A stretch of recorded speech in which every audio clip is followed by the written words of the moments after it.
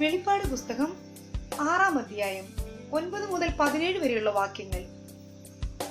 അവൻ 5-ാം മുദ്ര പൊട്ടിച്ചപ്പോൾ ദൈവവചന നിമിത്തവും തങ്ങൾ പറഞ്ഞ സാക്ഷ്യം ഹേതുവായും അറുക്കപ്പെട്ടവരുടെ ആത്മാക്കളെ ഞാൻ യാഗപീഠത്തിന് കീഴിൽ കണ്ടു. വിശുദ്ധനും സത്യവാനുമായ നാഥ, ഭൂമിയിൽ വസിക്കുന്നവരോട് ഞങ്ങളുടെ രക്തത്തെക്കുറിച്ച് നീ എത്രത്തോളം ന്യായവിധിയും പ്രതികാരവും നടത്താതെ ഇരിക്കുമെന്ന് അവർ ഉറക്കെ നിലവിളിച്ചു. അപ്പോൾ അവരിൽ ഓരോരുത്തരും വെള്ളം നിലയെങ്കി കൊടുത്തു. അവരെ പോലെ കൊല്ലപ്പെടുവാനിരിക്കുന്ന സഹഭൃത്യന്മാരും സഹോദരന്മാരും വന്നു തികയോളം അല്പകാലം കൂടെ സ്വസ്ഥമായി പാർക്കണമെന്ന് അവർ കരുളപ്പാടുണ്ടായി. 6-ാം മുദ്ര പൊട്ടിച്ചപ്പോൾ വലിയൊരു ഭൂകമ്പമുണ്ടായി.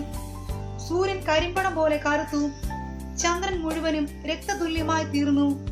അത്തിവൃക്ഷം പെരുങ്കാറ്റുകൊണ്ട് കുലുങ്ങിയിട്ട് കായ് ഉതിർക്കും പോലെ ആകാശത്തിലെ നക്ഷത്രങ്ങൾ ഭൂമിയിൽ വീണു.